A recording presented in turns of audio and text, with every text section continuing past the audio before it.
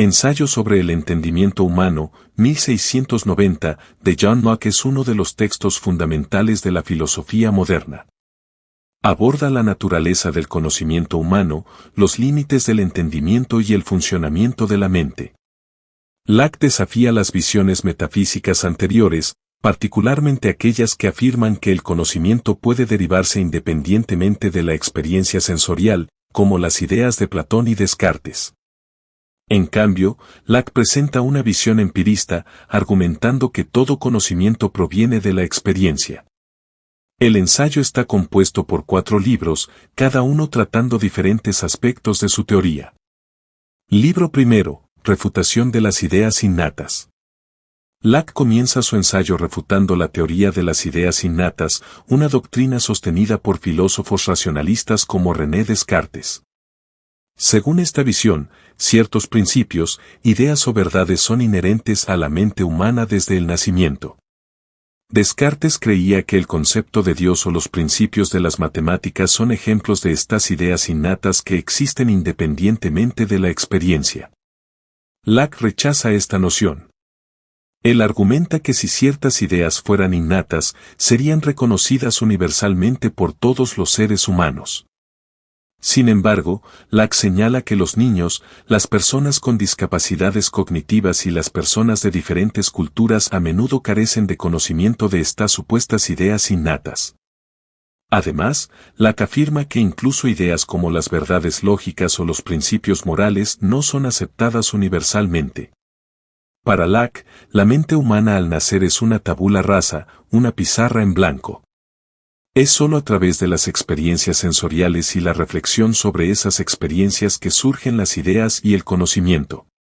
La negación de Locke de las ideas innatas es crucial para su enfoque empirista, ya que sienta las bases para su afirmación de que todo conocimiento se origina en la experiencia. Libro segundo, El origen de las ideas. El segundo libro del ensayo de Locke es quizás el más importante, ya que desarrolla su teoría de las ideas. Locke define las ideas como los objetos del pensamiento y distingue entre ideas simples e ideas complejas. Las ideas simples surgen de la experiencia sensorial y son los bloques básicos del conocimiento. Las ideas complejas, por otro lado, se forman combinando ideas simples. Locke identifica 2 fuentes principales de ideas, la sensación y la reflexión. La sensación se refiere a las experiencias externas derivadas de los 5 sentidos, vista, oído, tacto, gusto y olfato. Estos insumos sensoriales proporcionan la materia prima para el conocimiento. La reflexión, por otro lado, es la actividad interna de la mente que procesa estas experiencias sensoriales. Implica pensar, razonar, recordar y otras operaciones mentales. Las ideas formadas a través de la sensación y la reflexión se clasifican en 2 tipos, ideas de sustancias e ideas de cualidades. Las sustancias son las cosas o los objetos que existen independientemente, como un árbol o una roca. Las cualidades, sin embargo, son los atributos de esas sustancias, como el color, la textura o el sonido. Locke también divide las cualidades en cualidades primarias y secundarias. Las cualidades primarias, como el tamaño, la forma y el movimiento, existen en el objeto mismo y son inseparables de él. Las cualidades secundarias, como el color, el sabor y el sonido, dependen de la interacción entre el objeto y los sentidos del perceptor, y no son intrínsecas al objeto en sí. Locke también enfatiza que el conocimiento del mundo externo proviene de percibir y comparar estas ideas. La mente, por lo tanto, desempeña un papel activo en la organización de los datos sensoriales en patrones coherentes de conocimiento. Libro tercero, Lenguaje y significado. El tercer libro del ensayo de Locke se centra en el lenguaje, que él ve como una herramienta para comunicar ideas. Locke cree que el lenguaje es esencial para el entendimiento humano, ya que permite a las personas compartir y expresar sus pensamientos. Sin embargo, también reconoce que el lenguaje puede ser problemático y causar confusión si se usa de manera imprecisa. Locke define las palabras como signos que representan ideas. La relación entre las palabras y las ideas es arbitraria y convencional, es decir, no hay una conexión natural entre una palabra y la idea que representa.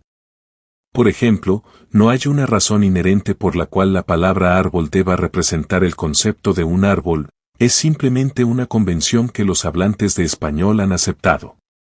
Esta naturaleza arbitraria del lenguaje puede llevar a malentendidos, ya que las personas pueden asignar diferentes significados a la misma palabra. Para superar este problema, Locke aboga por el uso cuidadoso del lenguaje. Sostiene que las palabras deben corresponder lo más fielmente posible a las ideas que representan, y que las personas deben esforzarse por lograr claridad y precisión en el uso del lenguaje.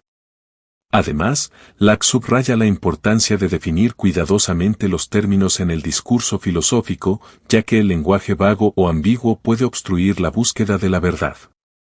Locke también discute las limitaciones del lenguaje.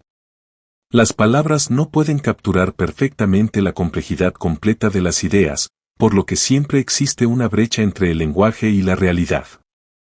Esta brecha es particularmente evidente cuando se trata de ideas abstractas, que son más difíciles de representar en el lenguaje que los objetos concretos. Libro cuarto, el conocimiento y sus límites. En el libro final del ensayo, Locke se centra en la naturaleza y los límites del conocimiento humano. Define el conocimiento como la percepción del acuerdo o desacuerdo entre ideas. El conocimiento puede ser intuitivo, demostrativo o sensible, dependiendo de si la percepción es inmediata o mediada. El conocimiento intuitivo es inmediato y evidente por sí mismo, como el reconocimiento de que un círculo no es un cuadrado. El conocimiento demostrativo se basa en el razonamiento y requiere pasos intermedios, como las pruebas matemáticas. El conocimiento sensible se refiere a la existencia de objetos particulares en el mundo externo, como saber que un árbol existe porque lo percibes. Locke sostiene que, aunque podemos tener conocimiento cierto sobre las relaciones entre nuestras ideas, nuestro conocimiento del mundo externo es limitado. Podemos estar seguros de que las sustancias existen, pero no podemos comprender completamente su verdadera naturaleza. Por ejemplo, podemos percibir las cualidades de un objeto, como su color, textura y tamaño, pero no podemos percibir directamente la sustancia que subyace a estas cualidades. Locke también se muestra escéptico sobre la posibilidad de tener conocimiento cierto más allá de la experiencia sensorial inmediata. Afirma que nuestras ideas sobre Dios, por ejemplo, se basan en inferencias en lugar de percepción directa. Aunque Locke cree que es razonable aceptar la existencia de Dios, reconoce que dicho conocimiento no es tan cierto como las verdades matemáticas o lógicas. Además de estos límites al conocimiento humano, Locke también discute el problema de la probabilidad. En muchos casos, debemos confiar en el razonamiento probable en lugar del conocimiento cierto. Por ejemplo, nuestras creencias sobre el futuro o sobre eventos distantes se basan en la probabilidad más que en la certeza. Locke enfatiza que debemos ser conscientes de estas limitaciones y evitar afirmar certezas cuando solo tenemos evidencia probable. Influencia y legado. El ensayo sobre el entendimiento humano de John Locke ha tenido un impacto profundo en la filosofía, particularmente en el desarrollo del empirismo y la teoría del conocimiento. Su rechazo de las ideas innatas y su insistencia en que el conocimiento se basa en la experiencia sentaron las bases para pensadores empiristas posteriores como George Berkeley y David Hume. La obra de Locke también influyó en la filosofía política, particularmente en su teoría de los derechos naturales y el contrato social, que son centrales en su obra Dos tratados sobre el gobierno, 1690. Su énfasis en la importancia de la experiencia y los límites del conocimiento humano resonaron con los pensadores de la Ilustración y desempeñaron un papel clave en la configuración de las ideas modernas sobre la ciencia, la epistemología y la política. La teoría de las ideas de Locke y su análisis de la relación entre la sensación y la reflexión también contribuyeron a los desarrollos posteriores en la psicología. Su trabajo ayudó a establecer la importancia de estudiar la mente y la cognición de manera sistemática y empírica, allanando el camino para la ciencia cognitiva moderna. En conclusión, el ensayo sobre el entendimiento humano de John Locke es un texto emblemático en la historia de la filosofía. Al rechazar las ideas innatas y desarrollar una teoría empirista del conocimiento, Locke transformó radicalmente la forma en que los filósofos piensan sobre la mente, el conocimiento y la realidad.